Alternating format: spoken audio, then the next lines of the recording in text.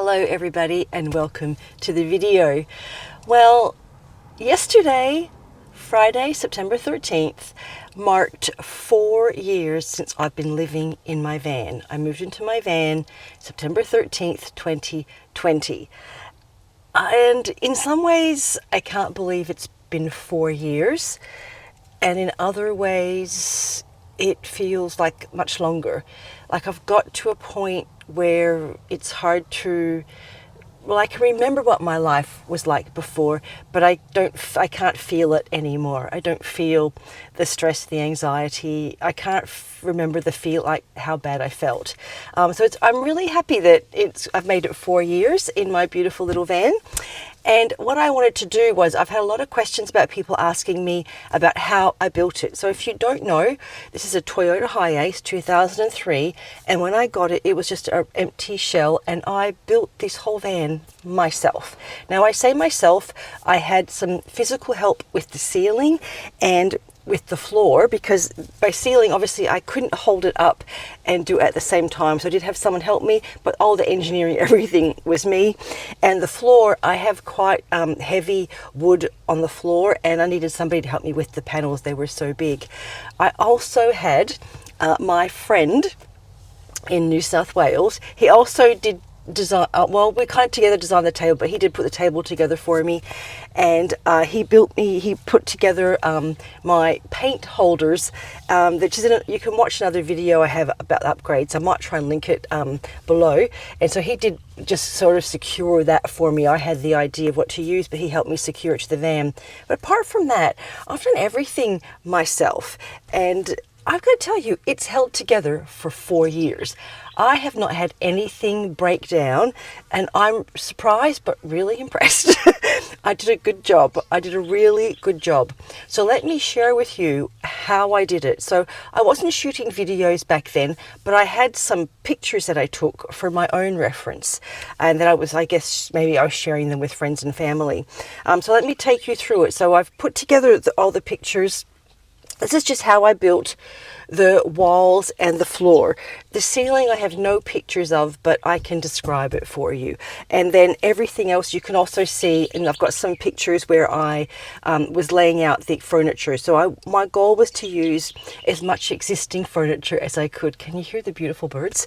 My goal was to use as much existing furniture as I could, and you'll be able to see how I was trying in different things. So I've got it in my laptop here, and instead of doing a voiceover, I'm going to kind of look at the pictures and try and talk you through it. So bear with me. I hope this works out, and I hope it really helps you. If you have any other questions about what I did, please put a comment below and I will try and answer it. But this is my best shot at giving you the details of how I built my van. All right.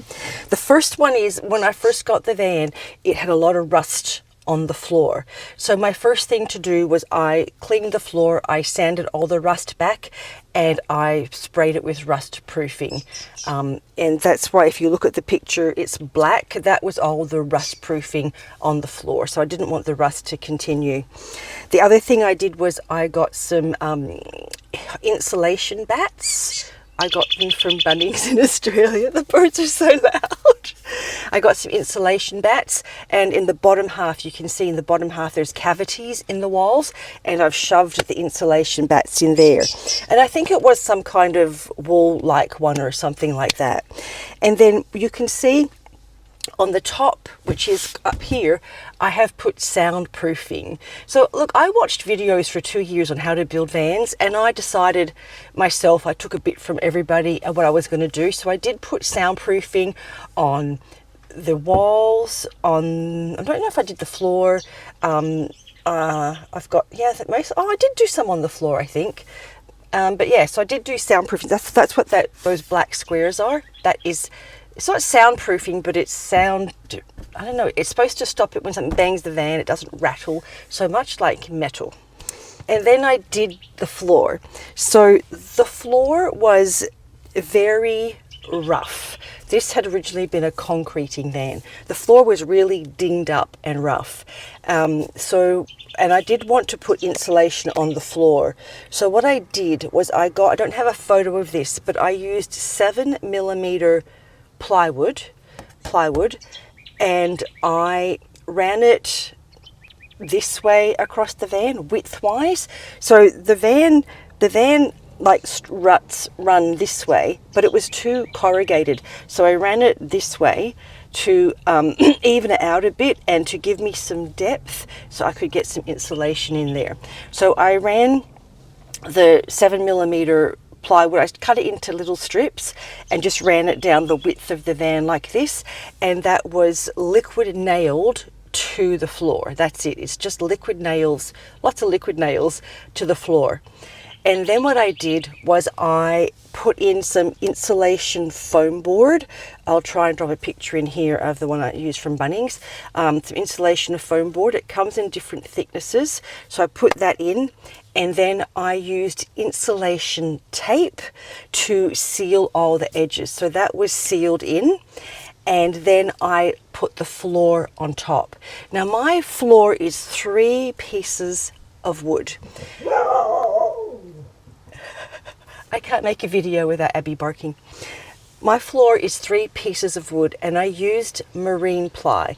So I used marine ply because it is kind of weather resistant. It's made for like water and things like that. So I did pay a lot of money for the floor. The floor alone I think was $500 in wood. Excuse me. But I'm really glad I did it because it's lasted. Like I said, nothing has fallen apart or broken. So to do the floor, I made a cardboard template. So because these were big pieces of wood, you know, 2.5 meters long, and like, I don't know, almost 2 meters wide. So yeah, they're really big pieces of wood, and I didn't want lots of little pieces. I wanted to keep as many big pieces as I could. So I made a cardboard template. So what you do with that is you get cardboard, and like I made the template to go like around the wheel arches and just the whole shape of the floor. I made a template, and then once I was pretty sure that was right, I made my first cuts. And I have to tell you, I was so nervous about making those first cuts because first of all, I had no experience. My brother-in-law had lent me all of his tools, and also this was a $350 piece of wood I'm about to cut into, and I'm like, if I mess this up, it's an expensive mistake. But I measured a million times, and luckily I only had to cut once. So I highly recommend a cardboard template. I did the same thing to get the light in here. I measured it up, made a template and everything, and the guy that was helping me, he was really impressed that I got this perfect. So yeah, I used to use cardboard boxes and things like that. So I made a cardboard template, and then I cut the 3 pieces of wood, and those are then screwed into the 7mm battens that are running widthwise across the van. So hopefully you've got a picture of that now. Like I said, I don't have a photograph, but if you can imagine it, so that's what I did.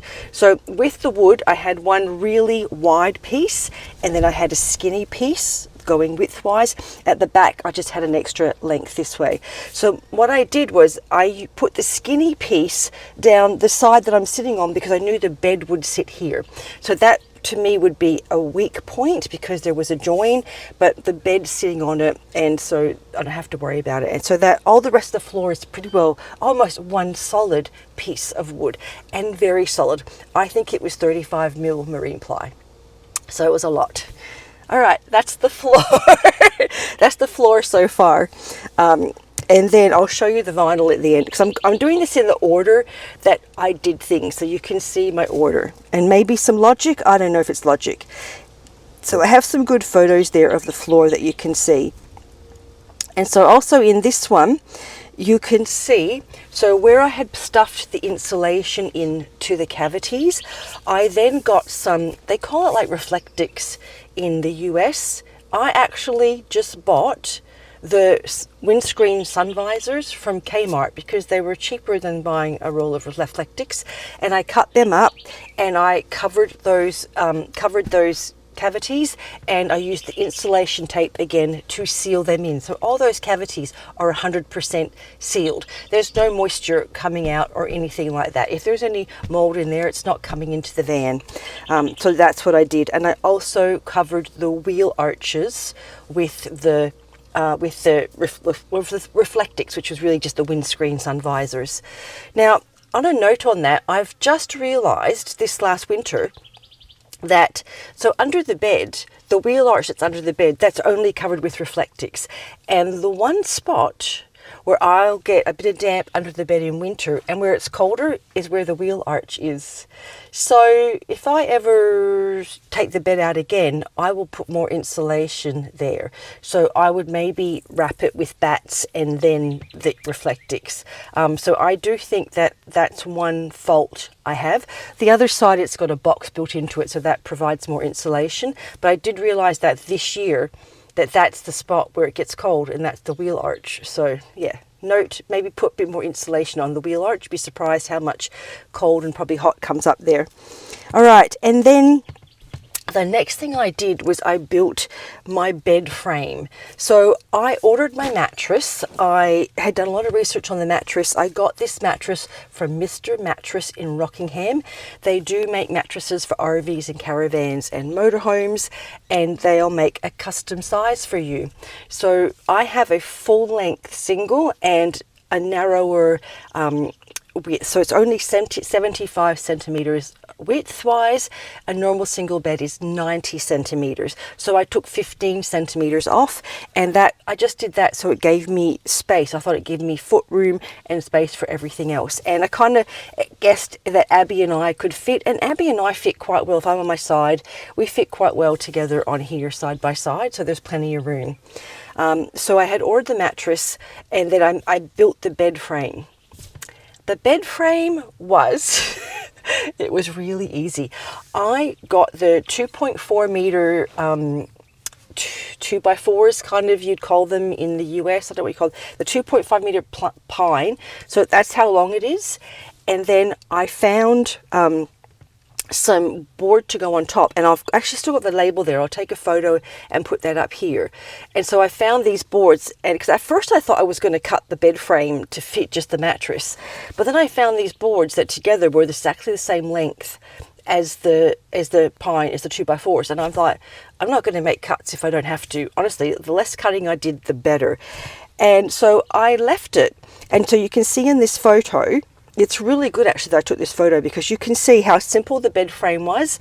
And I've got the little supports, and on the back, on the side close to the wall, the back end actually sits on the wheel arch. That is the support. So I have support at the front, and at the back it's on the wheel arch. So yeah, it was really simple, and again, solid pieces of wood. I think they're 35mm pieces of wood that my bed frame sits on. And I've been really happy with it. I've had no problems. Nothing's shifted, moved, or anything. The only addition I did make was had to put these little railings in. Again, I'll put a little photo in here. I had to add these little railings because the mattress was slipping off when I was sleeping. I would slide down the side and the mattress would slip off. So I just put a couple little railings in to hold it in. But I didn't do the whole length so that when I sit, it can be quite comfortable. Anyway, that's how I built the bed frame. And then I got the bed, and as you can see, Abby 100% approved of the mattress. And then what I did then was I went on an overnight camping trip. So before I did anything else, I went with my nephew. We did one overnight hip camp, and I just put stuff in. I had like an esky in my stove and all that. I didn't have a fridge or anything at the time. I thought I wasn't going to do a fridge. And I went on an overnight trip, and it gave me a really good idea, a really good feel for how it was. Did I want the bed here? I hadn't screwed the bed down or anything. Did I want that here? How was the setup? And so I did that halfway through the build. Just took it out for one night, and it was really good. I did learn a lot. And yeah, really did learn a lot, and decided definitely want the bed here. Especially I love the views out the window. So that's what I did at that point. And then what you can see, the rest of the photos was me, before I even built the walls or anything, I was trying out the furniture I had. Now, one of the reasons I was doing this was because at this point, I was starting to sell all the furniture from my house. I was starting to sell everything. So I was running out. I thought, anything that's not going in the van, I need to sell. So it's a lot building the van and clearing out a house at the same time. So I did the whole van build over about 4 months, and also clearing the house out. So at this point I started trying in the furniture that I had that I thought might go in the van. I started trying in and seeing how it would fit. So the first thing I did was the drawers, which they're still here. They're so good. Those drawers have been in here for 4 years. They originally were in my garage. I used to use them for tools and things. They've got all my clothes in them. And they're so good. They're maybe cracking a little bit, but they're so good. They're just plastic drawers, very inexpensive. So yeah, the drawers are sitting back there, and that was always a good spot. Loved it. I then tried in the filing cabinet, which you're sitting on at the moment. So I tried in the filing cabinet, and that sat up here on where you can see on the end of the bed perfectly. And I'm like, oh, once I did that, I'm like, yeah, definitely going to keep the full bed, the full frame, because it sat up here perfectly, and it fit really, really well. I then was trying to work out what to do with my power station. At that point, I had an iTech rolled power station, and I was trying to work out where it was going to go. And I had tried on top of the cabinet, but it ended up on the floor. It didn't end up here. And then you can see I did try another cabinet in front of the door opposite the bed. So I think I tried that because I've seen lots of people on YouTube with their vans. They all have cabinets there. They all have cabinets there, and they build the cabinets and everything. And I tried the cabinet there, and the first problem was I couldn't actually reach the door to open it. And secondly, it was very bulky. And now if you see what I have there, I've utilized that space so well for day-to-day things. I have water, power station, dog treats. I have spare water, cleaning stuff, toilet paper, paper towels. It's so good, hand wash. So I love what I do with that space, and it keeps it nice and open. And it also I can get air through the grill, so it's really good. So that didn't stay. That ended up in the back. It was in the back corner, and that's where I used to keep my food. I changed that over a year ago, and I put in the shoe cupboard, which I really, really like. Much prefer the shoe cupboard. Was a really good decision. I love it. I also had a blanket box that my father-in-law had made me in Canada, and I kind of really wanted it in the van. I didn't want to get rid of it. It's still in the storage unit, but it's going to be going now. And I tried it in the back, but it wasn't practical. You know, you have to lift up the lid to get in and everything, and it wasn't practical. It was very heavy, and that didn't make it into the van. I also was trying to find places to store my water. At that point, I had a 2 20-litre jugs and a 10-litre. So at that point, I was carrying 50 litres of water. Up until a year ago, I now only carry 30. And so I was trying out, where's the water going to go? So just to see things, and you can see some of the photos I had taken there, trying things out. All right, I then had to move on to the walls. So once I got the walls up, then I could put everything in. So with the walls, what I did was on the top bit, where I had the soundproofing, I put the foam insulation in again, the foam board. I put that in, I cut it out to fit into the cavities. And it comes in different thicknesses, so I got the one that would fit perfectly. So I put that in the cavities, and I then ran some more 7mm battens across. You can see in the pictures here, I ran the 7mm battens across the lengthways like this, and those are screwed into the van because there's a gap in the van there, so it's not screwing into an outside wall. So they're all screwed into the van, so that's what I screwed my walls into. And I took these pictures so that I knew where the battens were when I was attaching the walls. So that's what I did. And then you can see once I put the foam board in, I again put the window screen insulation and taped it up with the insulation tape. So that's all, again, it's all sealed. It's all really sealed. I'm really happy with how I did the insulation. First of all, this van's really soundproof when you're in it, and it works really, really well. The insulation works really well. The most transfer of heat and cold is through the windows. The insulation works so well, so I'm really happy I did it. So you can see, I'll just run through there all the pictures that I took. You can see how I did all the insulation and where I ran the battens. Yeah, so that's what the walls were screwed into. And then I don't think I have any picture of me putting up the walls, but this is, again, this is almost just one full sheet. There's a little bit at the end, so I tried to keep the sheets full. The less cuts, the better, I thought. And this was entertaining, putting this up, because it was just me. and it's a big sheet, and I had legs going up trying to hold it up and everything. It was funny. But yeah, this is a 3mm piece of plywood on the walls. The walls and the ceiling are 3mm. I wanted to keep it light. I'm not attaching anything heavy to the walls. Some things are screwed in when they're here, they're going into the batten. So it's not, the wall isn't really holding anything. Everything else is screwed into the battens. So yeah, I didn't need to put too much weight on the walls. And then I just took some pictures of the sort of where the cab meets the back, and I just put in some bits of plywood in there. There's insulation in behind there, so I just put some bits of plywood in there to keep it neat. And mine didn't come with a big cover, which in hindsight I maybe should have got, but I'll just show you those pictures there. And then the second last thing I did was I put the cover panel on the sliding door, and I did put one on the back door as well. So that's just a bit of plywood. There's no insulation or anything behind this one. It may have been, but I may have taken it off when I painted it. So I did the doors, that was next. And then the last thing I did before I put all the furniture in was the vinyl on the floor. It's a lot of doggy.